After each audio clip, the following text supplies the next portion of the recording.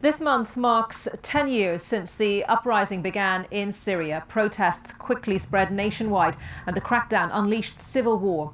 1.5 million Syrians fled to Lebanon, where they are now blamed for social and economic problems. Karine Torbey reports from Beirut.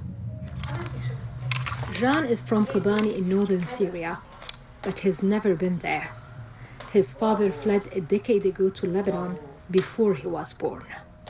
When I fled into Lebanon, I thought it would be 3 months maximum before I returned to Syria.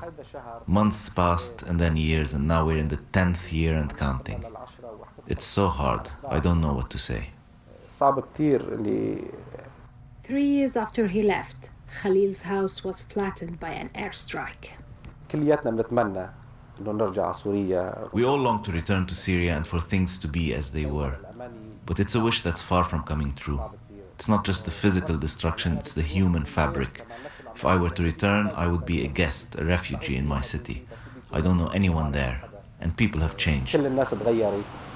Many Syrians in Lebanon say they wish to return to Syria, but not just now. With the massive destruction and fears for their safety back home, they prefer to stay in Lebanon, and that's despite the increasingly difficult conditions here, with the country in economic and financial collapse.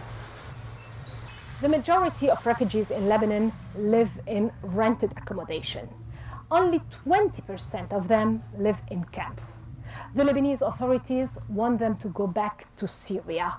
The UN only managed to resettle around 60,000 of them into third countries. It remains their main source of assistance.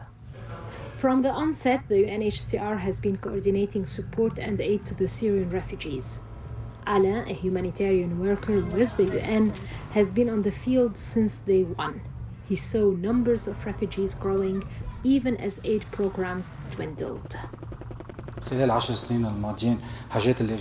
The needs of refugees have increased tremendously. The few who could work are now without jobs, especially with coronavirus. Aid programs should always be updated and developed, but the needs never cease to grow.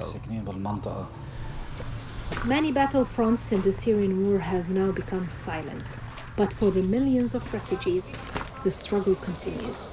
In many countries where they are scattered, they are often not identified by their names or their professions, but by the fact that they are refugees, a status sticking to them as a smear for a wrong that they have never done. Karine Torbey, BBC News, Beirut. Some breaking news to bring you. We're hearing that a Royal Navy Hawk jet has crashed in Cornwall. The 2 crew ejected and, according to a Navy source, were able to walk when they landed. This is from our defence correspondent Jonathan Beale. So a Royal Navy Hawk jet crashing in Cornwall, 2 crew ejected safely, were able to walk when they landed. The Hawk jet was from 736 Naval Air Squadron in Culdrose. That's all the information we have on that breaking news at the moment. I just want to read out a few more of the tweets you've been sending me about that question about vaccine passports in order to be able to go to pubs, and what you thought of that idea. Carl Womack says, if we need a certificate to gain entry to a pub, do we need a certificate for using a bus? If we need a certificate to gain entry to a pub, do we need a certificate for the hairdressers or the beauty salon? Ash says, yes, and the young will just have to suck it up, as we always do. The world revolves around giving boomers everything they want, says Ash. Jack says, Anita McVeigh says she'd love to hear our questions. My question is, are we actually giving credence to the argument for apartheid in the UK with vaccine passports? Let's see if this gets read out on BBC News. Well, there you go. It has, because I was asking for everyone's opinion. So thank you very much if you've sent in your thoughts on that today. Apologies if I didn't get to read out your tweet, but I do read them all. A quick look at some of the day's other news now, and President Biden's pick for Assistant US Health Secretary Rachel Levine has become the first openly transgender person to receive Senate approval for a top federal job. 2 Republicans broke ranks to vote with Democrats in her favor. Dr. Levine will work in Washington on combating COVID-19. Virginia has become the first southern U.S. state to abolish the death penalty. Signing the bill into law, Governor Ralph Northam, who's a Democrat, said capital punishment had been applied disproportionately to black people and that a flawed legal system had led too often to mistakes.